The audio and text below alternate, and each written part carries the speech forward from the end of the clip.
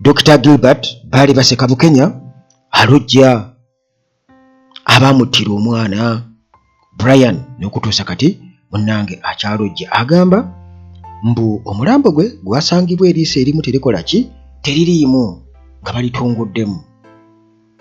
Ate nga munnange Eddie Mutwe ne banne bwe bali ku ttiimu ey'aba bodyguards aba Bobi Wine gyakulembera abali mu nkomyo bwe batyo munnange kooti yatandise dda okubeera nga ewulira okusaba kwabwe okweyimirirwa. Of course gavumenti ye ekyayagala babeereyo mu nkomyo ewakanya okubeera nti nno beeyimirirwa.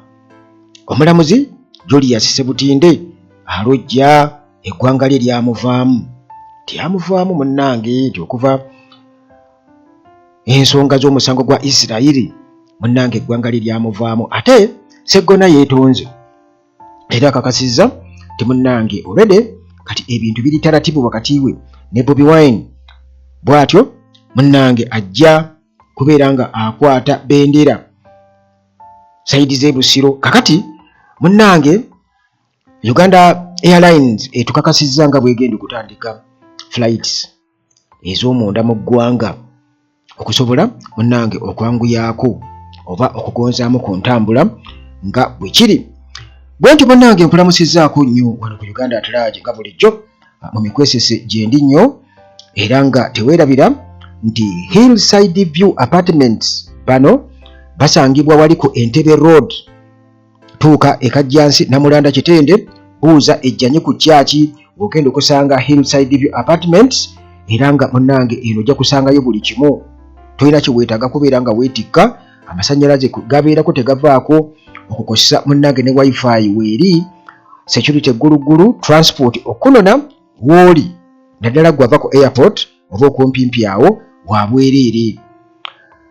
Maintenance Palace aba Maintenance Palace bano balina solar systems, balina ebikozesebwa mu masannyalaze, balina ebyamazzi byonna ate balina ne ttiimu ey'abakugu esobola okuyambako okubinstallinga.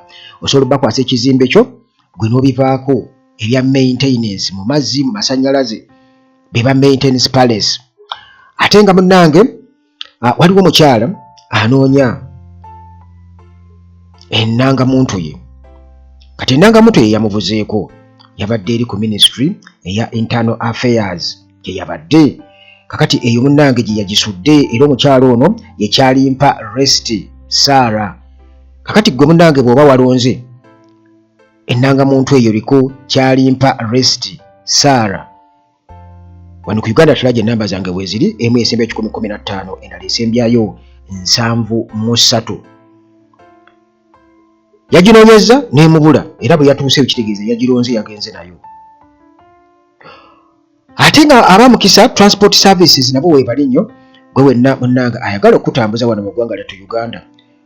Kwata obudde flight ereme kuleka oba munnange nga bwakatonya ku kisaawe weetaaga abeesimbu abayinza okujjawo ne bakutwala gy'olaga destination yo be bamukisa transport services. Bano bali ku 0741 93273 0741 93273.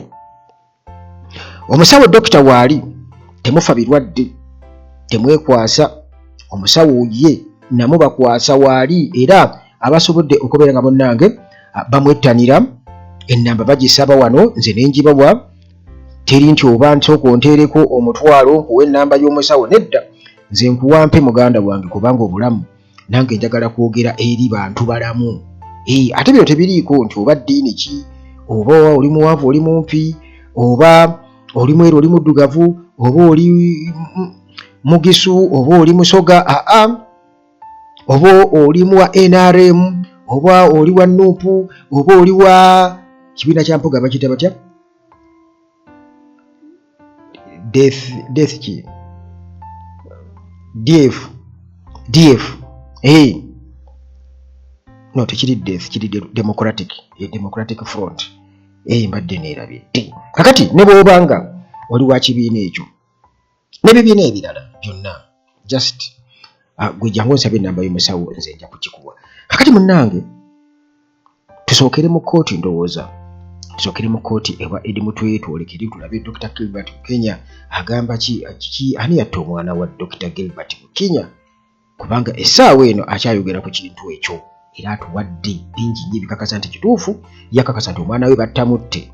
Kakati munnange tuli Masaka High Court bwe bati munnange babadde bawulira bail application eya Nop Bodyguard Edi Mutwe ne banne era munnange bwetyo kkooti enkulu wali e Masaka yatandise dde okubeera nga ewulira okusaba okweyimirirwa kwa Edi Sebuufu gwe tumanyi nga Edi Mutwe bodyguard wa National Unity Platform era nga bodyguard wa Robert Kyagulanyi Ssentamu Bobi Wine.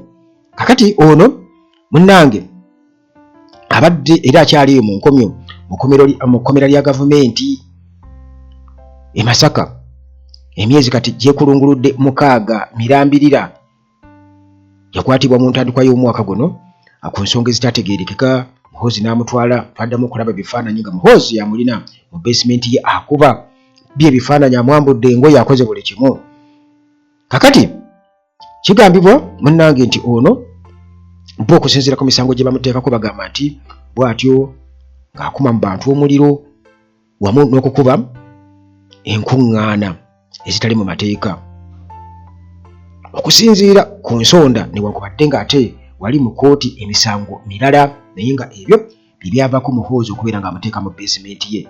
Kakati ttiimu ye yo bwetyo eyaba n'amateeka bwetyo ekyagenda mu maaso okubeera nga bavumirira ekyokusibwa nga tawozesebwa tebamusomera misango era nga bagamba nti ddembe lye okubeera nga asaba kkooti okweyimirirwa okuteebwa nga yeeyimiriddwa. Kakati oludda oluwaabi bino byonna birugaana okusinziira bagamba nti waliwo ongoing investigations nti ayinza okuzikyankalanya mbu ayinza okukyankalanya okunoonya. Kakati bwetyo kkooti mu wiiki eno oba ejja ennaku z'omwezi batugambye mmeka bo batugamba nti lwe bagenda okubeera nga batubuulira ennaku z'omwezi wano kamala okuzifuna nzifune njikuwe bulungi nnyo bo batyo bagenda okubeera nga bonnanga ate batunuulira oba ddala kituufu bamuwa bail oba nedda. Naye kigambibwa okuba nti ate nti bamutaddeko emisango emirala. Gavumenti bw'erina emisango emirala gye yamutaddeko egyo nagyo munnange tunayongera okubeera nga tugiraba naye nga okusinziira ku biriwo nti ennaku z'omwezi nga 22 omwezi ogw'omunaana yes bagenda munnange okubanga ate batubuulira oba Edi Mutwe agenda kuba ateebwa enaabalala. Kakati munnange bano emisango gye baliko mu kkooti mbu gyakukuba bannamawulire gye baliko baali mu kuziika eyo Lwengo district Mei nga 18, 2024. Kakati nti emisango gye babavunaana giri 6 omuli aggravated robbery wamu ne simple robbery egye ebiri bakati gulimbu munene ogwa aggravated robbery okubba kwegamba onootuusaako omuntu obulabe katugeze omubbye ate olina n'ekissi oba omukubye mu ngeri munnange ey'okubeera ng'obulamu bwe buteeka mu matigga. Kati simple robbery ndowooza buno bubbi obutonotono nti obbye bubbi n'onyakula n'odduka n'ogenda. Kakati munnange bwe batyo nti bano babba ate ne batuusa n'obulabe ku abo be babba okusinziira bannange ku ludda oluwaabi nga bwe butugamba. Kakati emisango gino munnange kigambibwa okuba nti gwali mukolo gwa kuziika kukungubagana kuziika ekyalwa Kitamanja Lwengo district gye byava era nga oludda oluwaabi lugamba nti Mutwe ne banne babavunaana nabo nti babba abakungubazi omuli n'abakyala 2 nga bano bannamawulire ku musaako ate ne bakuba. kakati omulamuzi ng'amaze okubeera nga munnange ebyo byonna bw'atyo abisiteetinga bw'atyo nga bw'abiwulidde okuva ku ludda oluwaabi n'okuwakanya okuva ku ludda olwawaabirwa, bw'atyo munnange Kanso Samuel Muyizi omu ku balooya aba Eddie Mutwe yasabye kkooti munnange ebakkirize beeyimirirwe olw'ensonga nti Eddie Mutwe alina ewuwe Katooke B, Wamala Ward, Nabweru wali Nansana Municipality mu kusaba. Kakati bw'atyo n'ategeeza nti ba applicants abawawaabirwa bajja kuba munnange bagoberera amateeka obukwakuliza obugenda okubeera nga bubaweebwa obwa bail, era n'ategeeza nti Eddie Mutwe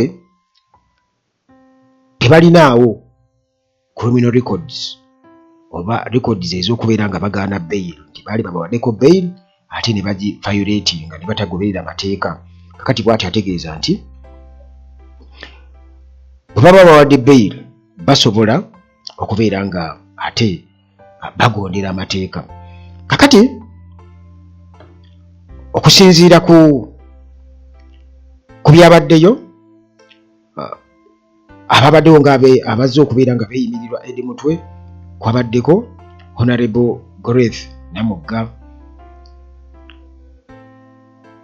MP Mawogola County wamu ne Masaka businessman waliwo muna business ayitibwa Charles Kirumira Lwanga. Oyo munnange naye yabaddeyo era nga wano wabaddewo wano Charles wano NUP coordinator I think Gweta Masaka businessman n'ate NUP coordinator e Masaka. Kakati oludda oluwaabi nga lukulemberwamu Caroline Namuwenge lugamba nti lwasabye kkooti okubeera nga tebakkiriza kweyimirirwa egaane okubagura nti nga bail, era nga bano balina ebibuuzo nti nga beebuuza ku abo abazze okubeera nga babeeyimirira nga bagamba nti bano bandi bayinza okuleetawo oba okukyankalanya okunoonyereza ne bainterferinga mu kunoonyereza, naye ate okunoonyereza nsuubira okwa kwaggwadda kubanga oluli bagamba baakuba ne babba okunoonyereza kutya awo. Kakati munnange bw'atyo Namuwenge yategeezezza kkooti nti Mutwe ne banne baavunaanibwa nabo nti bayinza okunyoomoola bail oba okwakuliza obugenda okubaweebwa singa babeera babawadde babakkiriza okubeera nga beeyimirirwa, ate nga munnange ensonga eno mbu ya public interest wamu ne national security. Awo kase batandika ebimu national security public interest. Kakati balooya aba side ya Eddie Mutwe bo munnange bino babisambaze nga bagamba nti ebyo tebiriimu makulu, era nga bagamba nti Eddie Mutwe ono tabeeranga kuba tasingisibwangako musango, tasingisibwangako musango. Kakati awo tosobola kubeera nga munnange ate otandika okubijweteka nti oyo tajja kukola bw'ati tajja kukola bw'ati, era nga bagamba nti ng'ogyeko ekyo ono si mujaasi oba police officer, era tewaliwo bukakafu bwonna mu biseera eby'emabega nti yali akwatiddwako nti oba yaliko mu bikolwa byonna byonna ebyokuinterferinga ne national security. Tebiriiwo.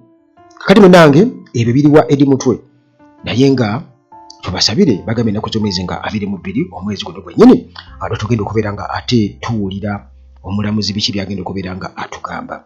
Kati munnange eyo nga tuvuddeyo tugende ewa Dr. Gilbert Baali Baseka Bukenya. Dr. Gilbert Baali Baseka Bukenya agamba ki ku nfa ya mutabani we Brian Bukenya? Bw'ati munnange yafa.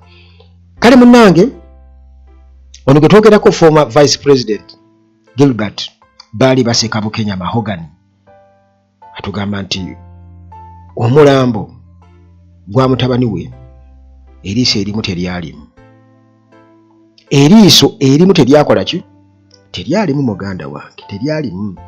Kakati okusinziira ku Bukenya agamba nti medical doctor nga ye nti yagezaako nnyo okutunuulira ensonga z'omwana we n'engeri gye yalabamu omulambo gwe, era ye n'afuna okumatizibwa mu mutima nti omwana we ateeka okuba yattibwa buttibwa, nti baasooka kumutta. Kwegamba kyategeeza kiri bwe kiti Dr. Gilbert Bukenya nti omwana ono baasooka kumutta, bamala okumutta bwe batyo kirabika ndowooza ne bamutuuza mu mmotoka ne bakulugguka bwe batyo n'omulambo gwabwe nga banoonya ngeri gye bamweggulamu mmotoka kigwo, okusinziira ku Gilbert baali bakisaka Bukenya. Kakati munnange era bw'atyo n'atukakasa nti nno ne ripoota ey'abasawo postmortem nayo kennyini n'okutuusa kati tefulumanga, era ekyo oyinza okigeraageranya ne ripooti z'abali bonna abazenga battibwa bakayira n'abalala bonna, ripooti tezifulumanga. Kakati munnange ne ripooti eyo postmortem report agirindiridde ebbanga lyonna constantly, yagaana okukola ki? Okufuluma. Kakati munnange ono yatutegeezezza n'atugamba nti nno ne dokita eyakola ku nsonga ya postmortem okukebera omulambo gwa mutabani we nga amumanyi, mukwano gwe, personal friend. Kakati munnange ng'agezaako kumubuuza, ne munnange biki kye walaba? Buli lwagezaako kumubuuza nga yeebuzaabuuza, obunyonyi nga bukaaba. Bannange wano nga waliwo akawewo. Yagaana okumubuulira ekintu kyonna. Ndowooza okiraba, matter of life and death. Geza ojogera olabe kye tunaakukola ggwe. Munnange yagaana ne bw'agezaako omumunyonyogera atya nitanywamu nko n'omuwaayo ku ntabaaza bakadde kubanga etera okwogeza ku njogeza n'omuwaako. Kakati munnange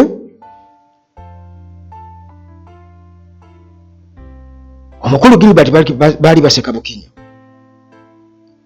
era n'ayongera okuexpressinga concern nti omulambo gwa mutabani we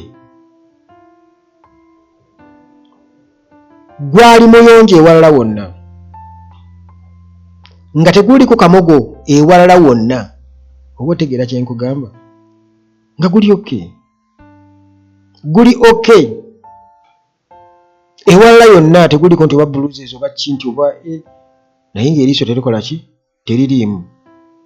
Kwegamba nga bw'omutunuulira otandika okulowooza nti kiki ekyaggyemu eriiso siga nti oba kiki ekintu kyakubyewo ne tulaba nti lyaleese olutungukayo, naye nga sinaba kugenda wala. Gwe njagala osooke weebuuza ekibuuzo, gw'osuubira ani yandibadde ayagala okutta omwana wa Bukenya okusinziira ku bye ngenda okugamba mu kapasite mwe yali wano e Uganda? Gw'olowooza ani alabula abantu? Gw'olowooza ani yandibadde ayagala okutta omwana wa Dr. Gilbert baali baseka Bukenya? Ani? Gw'olowooza ani? Naye gw'olowooza ani? Gw'olowooza ani? Nze by the way Brian yalina omwana wa senga wange ddala yali mwana wa senga wange, era mu lutalo baali babira Namasuba eyo gye twali mu lutalo ne senga oyo ne Brian ng'akyali muto, nyinza okuba musingako ndowooza emyaka obanga 3 bwe mba seerabidde Brian oyo. Kale kwegamba kyatuluma nnyo. Omwana wa senga aba mutabani we, right?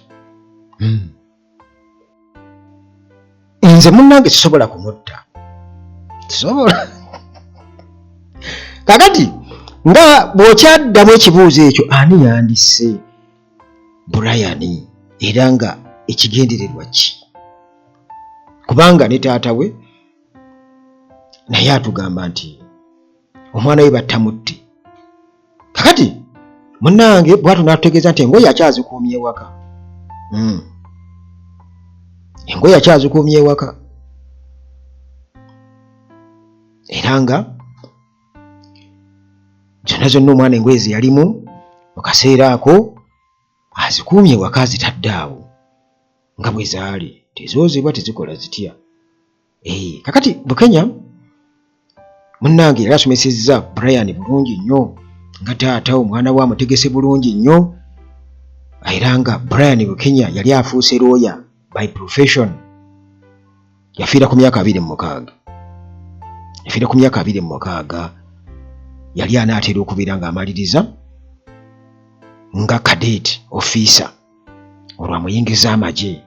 Ndowooza olaba amuyingiza mu danger zone. Amuyingiza mu ki? Mu danger zone. Kati nga bw'olaba Ruhamya nti bamuyingiza mu magye, naawe n'okola ki? N'oyingira. Kakati munnange anaatera okumaliriza nga cadet officer. Koose eyo yali agisomera Kabamba military school.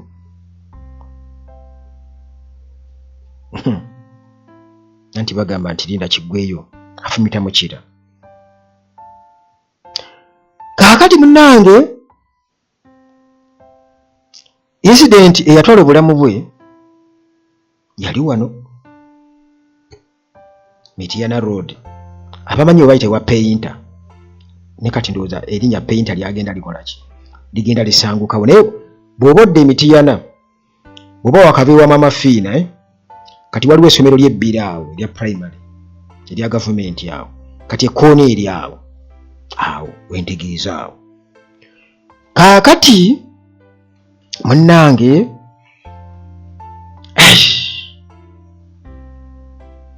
ekirungi yaleka omwana wa myezi 3. Omwana oyo kati mukulu, wetwogerera essaawa eno omwana muki? Omwana mukulu. Era ate kukubanga mukulu akulidde ddala. Munnange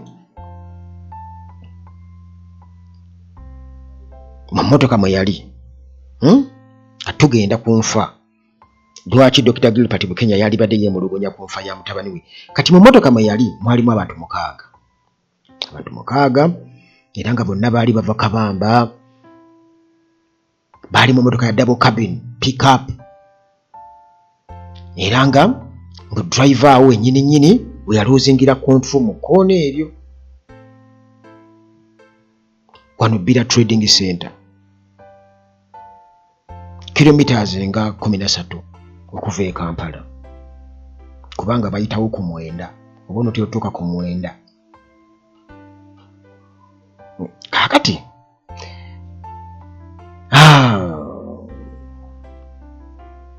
kakati former Vice President Dr. Gilbert Bali Baseka Bukenya yeebuuza emmotoka eno double cabin omwali abantu omukwaga mutabani we yekka yafaamu era nga akabenje yavaamu muyonjo nnyo naye ng'eriiso temuli. Emmotoka baagitambuza mu garaji ez'enjawulo. Emmotoka bagitambuza mu garaji ez'enjawulo. Bagibuzaabuza bagijja mu garaji eno bagijjamu eno, bagijjamu eno bagizzamu eno, bagijjamu eno bagizzamu eno. Kati gwaginoonya muganda wange. Oyinza ogiraba leero nga njeru, yagudde kabwenje nga njeru, enkya ya bbulu, oli ya grey. Abasajja bakukuta n'obujulizi. Byonna Dr. Gilbert Bali Baseka Bukenya abiraba era nga yeewuunya. Kaali kaseera kazibu nnyo. Kandi singa kyamukosa nnyo nno ddala. Munnange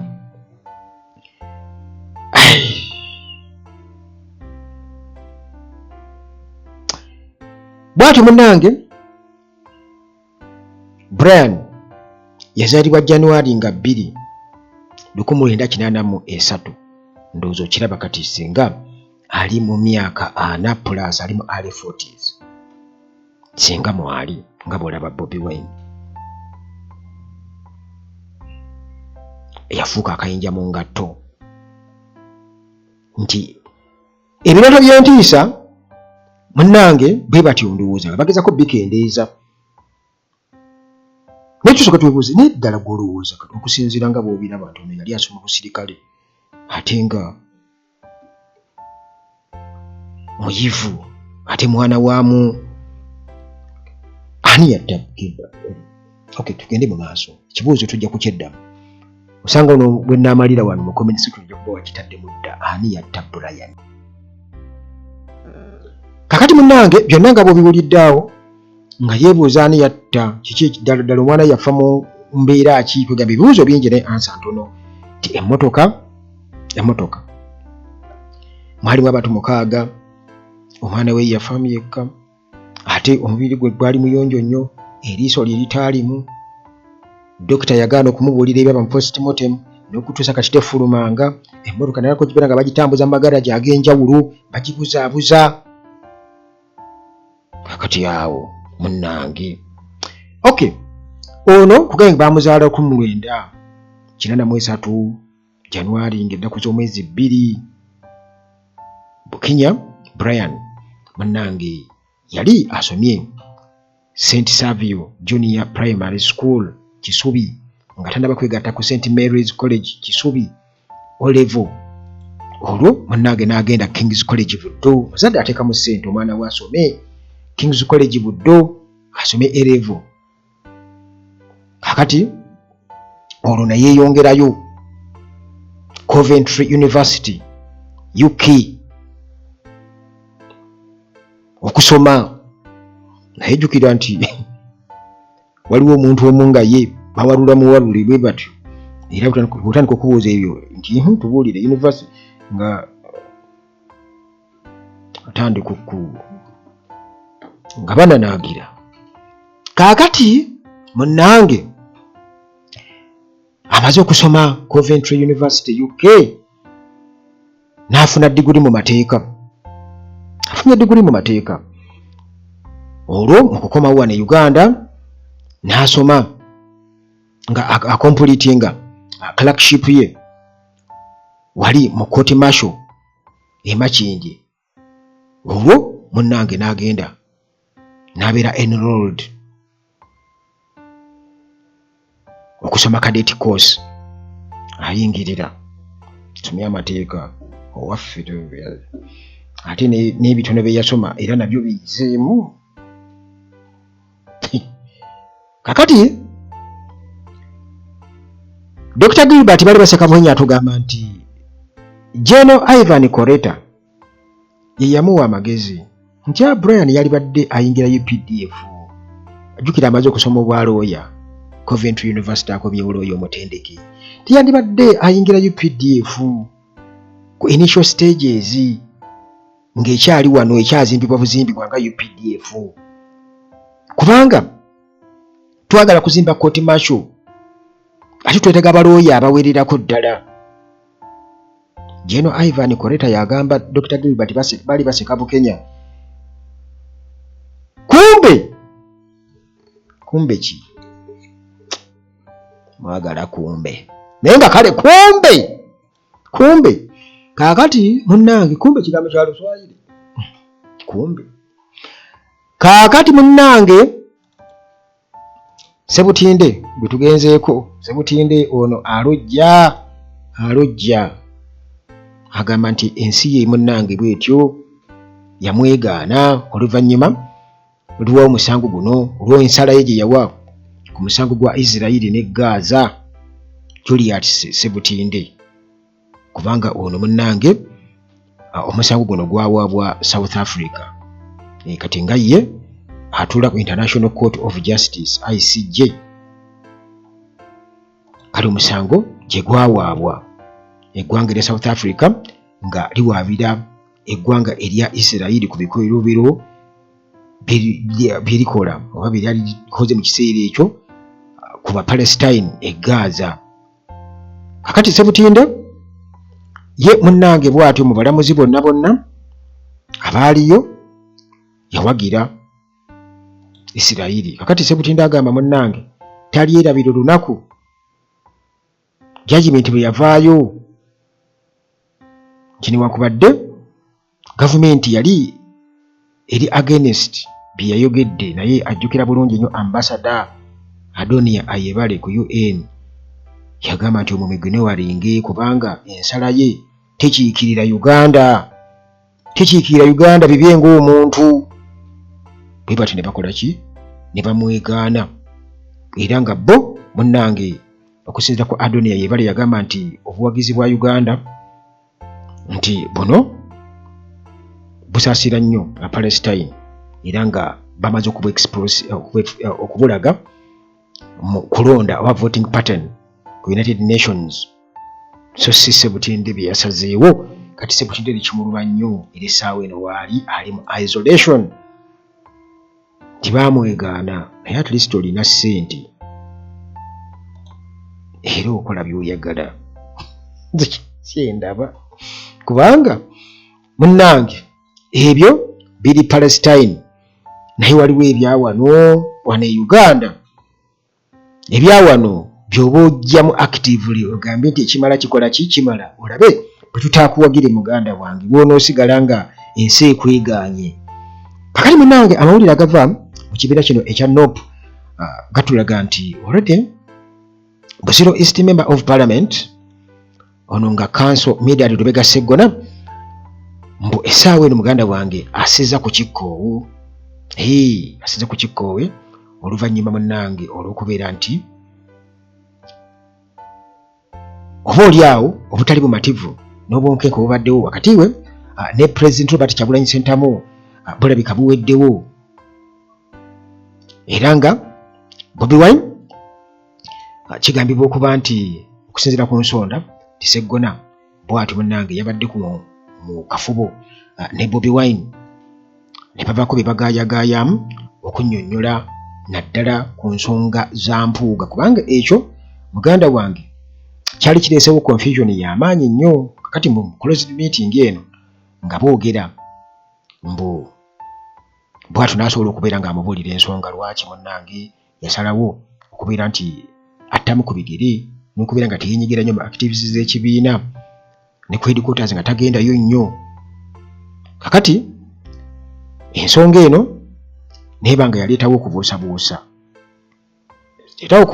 era nga naye constant yabadde nga ajjakyogera nti omukwano gwe n'empuuga oba oliawo tayinza kumala gamuvaamu. Kakati Sseggona munnange okuva lwe kiri nti kino ne kibeera nga kireeseewo embeera nga ali caught up in a political dilemma. Kakati munnange ng'amaze okubeera ng'atukakasa nti ye akyali nnyo mwenna NOP era bw'atyo n'okwetonda ne yeetonda.